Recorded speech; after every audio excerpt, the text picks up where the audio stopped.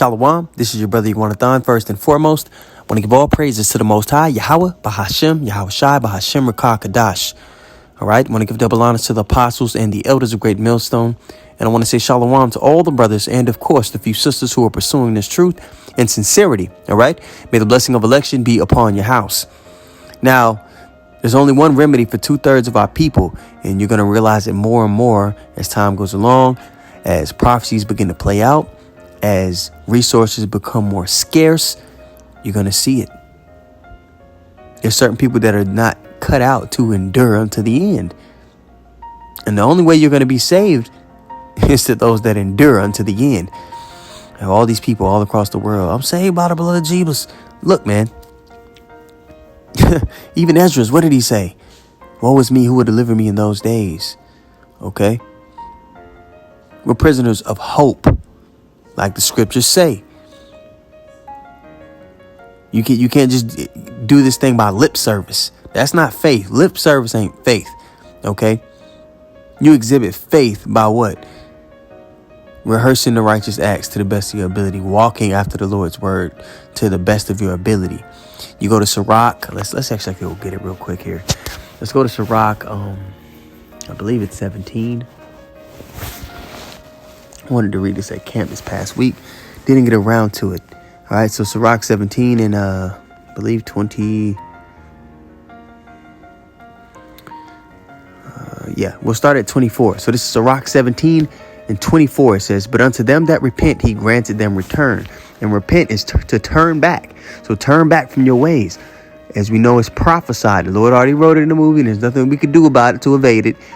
They're not going to repent. 2/3 of our people are not going to repent. They're not going to do it. There's only one remedy for them, and that's to die on this side. Now, in the kingdom, they'll be brought back, and the laws, just like with us, Lord willing, we're part of that number, will be written in their inward parts as well. There's going to be a separation of glory, but they're going to be perfect nonetheless. Verse 24 again from the top. Sirach 17 and 24. But unto them that repent, he granted them return, and comforted those that felt in patience. Return unto the Lord, and forsake thy sins. Put them off from you. Become that new creature, right? Once you're quickened by the Spirit. Return unto the Lord, and forsake thy sins. Make thy prayer before his face, and offend less. You're not going to stop offending completely because we're in captivity. There's certain things that we just can't do and keep perfect here on this side, obviously. But we rehearse the righteous acts to the best of our ability. We exhibit our faith through our works. Faith and works go hand in hand. Now, you're going to be saved by your works alone? Obviously not. You got to believe that he is. You got to believe on the Lord as the scripture have said. But you're not going to have one without the other. Let's go back to Ezekiel, the 33rd chapter. We're going to start the 27th verse. All right. It reads, say thou thus unto them, thus saith the Lord God, as I live, surely they that are in the waste. And this is talk about when the Lord starts sending those judgments upon the earth, man. This is how it's going to go down. All right. They that are in the waste shall fall by the sword. It's one of the ways people are going to go, man, through the sword. A lot of people are going to be leaning on the sword as their deliverance when things get hectic. Instead of leaning on Yahweh Hashem, Yahweh Shai, they're going to try to, doing deliveries, I drop off cases and cases of ammunition all the time. It's regular old people. They're putting their faith in that, as if that's going to protect them. Jakes as well. Mostly is Edom, of course, behind it, but Jakes as well. Okay. Oh, and I seen this clip today, man. What? Of Sleepy Joe saying, why do people need 9mm and this thing? Don't worry, the military is going to protect you. What do you need it for? The military is going to be commissioned to attack the citizens. So it's going to be a firefight between the Egyptians and the Egyptians. Okay, but those that get delivered and escape from the things that are going to be taking place on the earth are going to be delivered in a much different fashion. Okay. The Lord's going to maneuver and move pieces around for us in a very peculiar way. And the cherry on top is being taken up in those chariots, all right, and getting to see the final destruction of the place that held us captive. Okay, that's why in Wisdom of Solomon, the 5th chapter, it says that they should be amazed at the strangeness of his salvation. All right, being taken up in those chariots. Now we're back here in the middle of 27. Ezekiel 33 and 27, it says, and him that is in the open field will I give to the beast to be devoured. Yeah, they're going to have a great meal, great feast. All right. People going to be hiding out in the woods and trying to get away from the cities, thinking that that's a bright idea, only to run into the beast and be devoured by the beast. But those of the elect, those that the Lord is dealing with, it says it, I believe it's in Job, that the stones are going to be in league with us and the beasts of the field will be in league with us. All right. And they that be in the forts and in the caves shall die of the pestilence. So pestilence, beast, sword. Okay. The Lord's going to get busy on people, man. He's going to set a brand new high score on the death toll. You don't want to be a part of this. There's two ways this could go for you, Verse 28. All right. For I will lay the land most desolate, and the pomp of her strength shall cease. And the mountains of Israel shall be desolate, that none shall pass through. Verse 29. Then they shall know that I am the Lord when I have laid the land most desolate because of their abominations which they have committed. And this is going to happen on a big scale in the latter time. It's going to go down in the latter time, but in an even bigger way. All right. Verse 30.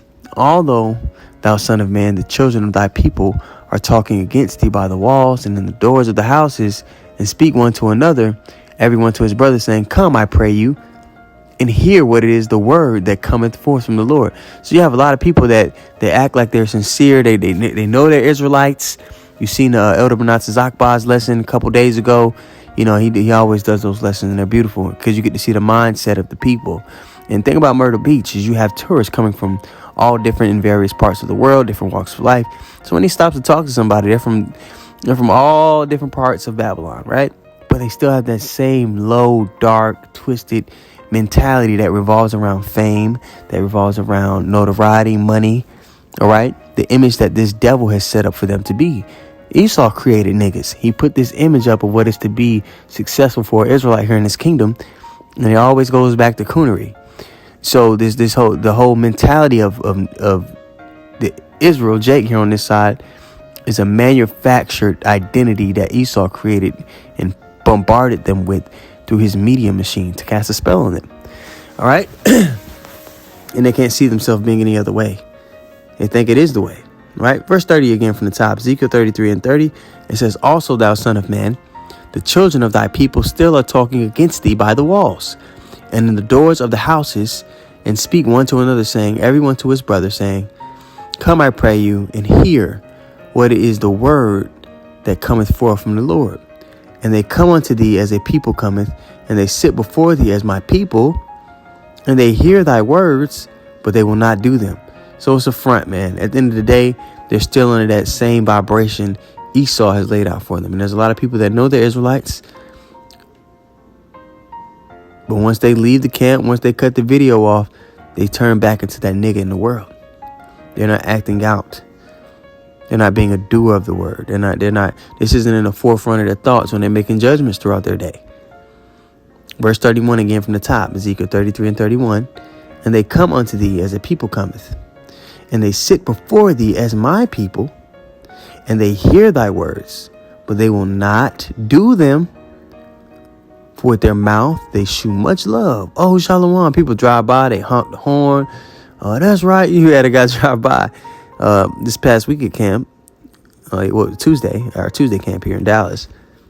Remember, that's right. You know what I mean? Texas plates. What's going on? Is it, does the guy come up to? Does he? He's obviously watching. He knows about it. Shoot. I know I would be parched. I would always try to be around brothers and try to figure out how do I, you know what I mean? Yeah, people walk by all the time. They acknowledge and know that, hey, I know I'm Israelite. I've seen the videos, this, that, and the third, but you could see the spirit on them is they're still very much attached to the world. And what this walk is about, as you begin to grow and learn with the Lord, and you begin to love righteousness, something happens. Something very spiritual happens. something epic happens in you. A switch comes. You begin to have disdain for the world, because the world is engulfed in the vibration of the wicked. So when you start to love righteousness, by default, you begin to hate wickedness. And this world is all wickedness, right? So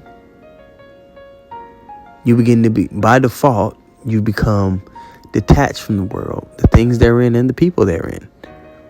And that's something that needs to happen in order for you to have a full head-to-toe defense to stand against the wiles of the devil. Because what he's going to do is he's going to use people's attachments to the world, all right, to manipulate their decisions. So when the hour of temptation does come, many people are going to fold. They have a saying in the world: if you know what a man wants, you either give it to him or you take it away. But what we want, and listen to this, what we want cannot be given to us or taken away by a man. All right? We want the kingdom. We want the new heavens and the new earth. So that's not under Esau's jurisdiction. Now, what he can use is your desires and your lust of things in the world on this side to pull you away from the real prize. Okay? That's where the scripture comes in. Let no man take thy crown, right? Verse, where am I here? 31, all right? It says, and they come unto thee as a people cometh, and they sit before thee as my people, and they hear thy words, but they will not do them. For with their mouth they shew much love, but their heart goeth after their covetousness. Okay? Like it says in Matthew, the 6th chapter, I believe. You cannot serve God and mammon. You got to choose. And like it says in Joshua, I believe, as for me and my house, we will serve the Lord. Let me go get that actually.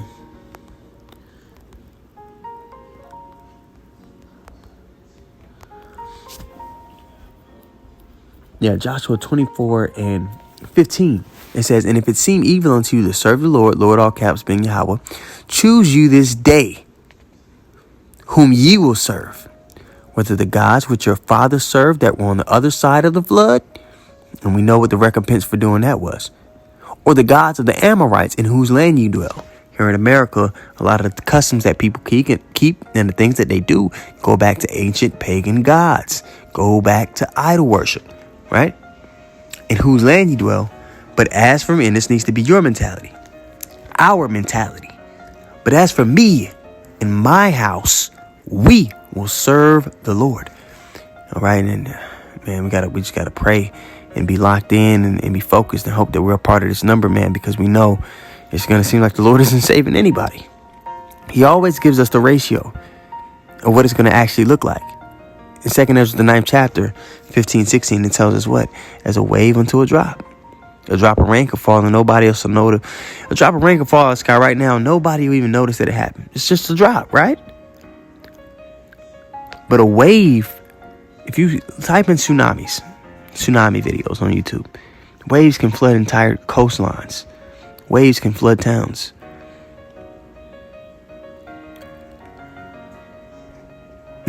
Waves that can't go unnoticed. All right? Those that receive the gift of salvation, which is what we all seek, it's going to be a rare sight to see. What must we do to, what mind frame must we be in to be a part of that, right? So Lord willing, the lesson was edifying and that you got something from it. I want to give all praises once more to Yahweh, Bahashem, Yahweh Shai, Bahashem Rakakadash. I want to give double honors to the apostles and the elders of Great Millstone. And I want to say shalom to all the brothers. And of course, the few sisters who are pursuing this truth and sincerity. All right. May the blessing of election be upon your house. Shalom.